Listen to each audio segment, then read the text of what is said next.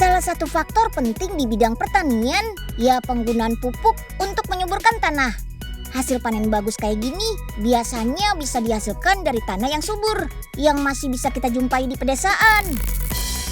Ini dia rahasianya. Tanah di kebun ini diolah dengan pupuk hayati, dengan kompos dan tambahan pupuk kandang. Yap, rahasianya adalah pupuk hayati atau pupuk bioorganik yang fungsinya memperbaiki tanah yang sudah tidak subur. Tenang, pupuk ini aman kok karena terbuat dari bahan-bahan organik. Kalau nggak percaya, ikut Unyil aja ke pabriknya di Kabupaten Bogor, Jawa Barat. Yuk, kita kemon! Pupuk hayati ini berbentuk cairan konsentrat berwarna hitam. Di dalamnya terdapat bahan alami yang kaya akan unsur hara makro, mikro, dan mikroba baik untuk tanah. Semuanya terbuat dari bahan alami, tanpa bahan kimia berbahaya. Sekarang kita lihat cara bikin pupuk hayatinya yuk. Pertama, siapkan fermentasi kotoran kambing dan urin kelinci. Lalu campur semua bahan mulai dari air kelapa, gula merah, sari buah-buahan, gula tetes atau molasses, biang bakteri, air beras, dan susu. Semuanya memakai bahan organik, jadi dijamin ramah lingkungan. Selain bahan-bahan tadi, masih ada nih campuran tambahan lain yang membuat pupuk hayati ini kaya akan mikroba yang bisa menyuburkan tanah. Kalau sudah tercampur rata, tinggal ditampung deh dalam bak selama 4 bulan. Selama proses fermentasi, pupuk harus terlindungi dari paparan sinar matahari langsung ya. Tujuannya untuk melindungi bakteri agar dapat berkembang biak. Pupuk cair ini juga harus diaduk secara berkala sampai terfermentasi dengan sempurna dan tidak berbau lagi. Bak ini bisa menampung pupuk hayati hingga 150.000 liter. Zaman dulu petani menggunakan pupuk alami yang berasal dari daun-daunan dan kotoran hewan. Jenis pupuk ini mengandung mikroba yang berguna untuk mengurai tanah dan menyediakan nutrisi untuk tanaman. Seiring dengan meningkatnya permintaan hasil pertanian, manusia terus berinovasi menciptakan pupuk kimia yang dapat mempercepat pertumbuhan tanaman dan meningkatkan hasil pertanian. Penggunaan pupuk organik pun semakin tergantikan dengan pupuk kimia. Padahal untuk jangka waktu panjang, pupuk kimia bisa menimbulkan dampak negatif. Penumpukan residu pupuk kimia menyebabkan tanah sulit terurai. Akibatnya tanah mengeras dan tanaman sulit menyerap air dan nutrisi dari tanah. Disinilah peran pupuk hayati yang dapat menghidupkan kembali ekosistem dalam tanah.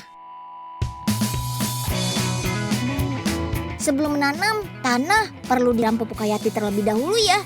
Takarannya cukup dengan 200 ml pupuk hayati dicampur dengan 20 liter air. Kemudian siram ke tanah. Pupuk hayati ini mengandung 2 asam organik esensial yang dapat menstimulasi pertumbuhan tanaman, meningkatkan antibodi tanaman terhadap risiko hama dan cuaca. Untuk tanaman sawi dan brokoli, penyemprotan ulang pupuk hayati dilakukan saat usianya sudah 1 minggu. Selanjutnya siram secara berkala 1 bulan sekali hingga masa panen. Biasanya tanaman kol bisa dipanen saat usia 3 bulan. Tapi dengan penggunaan pupuk hayati yang dikombinasikan dengan pupuk kandang bisa mempercepat masa panen menjadi 2 bulan saja. Mantap! Tuh, lihat hasil panennya. Kolnya besar-besar kan? Coba lihat nih perbandingan besarnya dengan kebun kol yang tidak memakai pupuk hayati. Kita tanya profesor saja yuk. Kayak gimana sih ciri-ciri tanah yang subur itu? Profesor, seperti apa sih Prof tanah yang subur itu? Oh, tanah yang subur itu mengandung miliaran mikroorganisme. Jenis mikroorganisme yang terdapat di dalam tanah antara lain bakteri, jamur, alga, dan protozoa.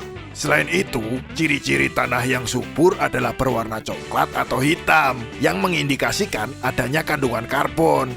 Beragam makhluk hidup tersebut berperan dalam pembentukan kesuburan tanah karena fungsinya sebagai pendorong serapan hara. Pohon berperan sebagai pelindung mikroorganisme dari sinar matahari dan memberikan tempat berkembang biak di sekitar akar tanaman. Timbal baliknya, keberadaan mikroorganisme adalah sebagai penyedia nutrisi untuk pertumbuhan tanaman.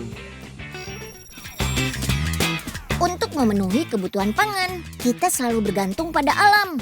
Makanya, kita juga harus menjaga keseimbangan alam nih. Salah satunya, ya menggunakan pupuk organik supaya tanah tetap subur.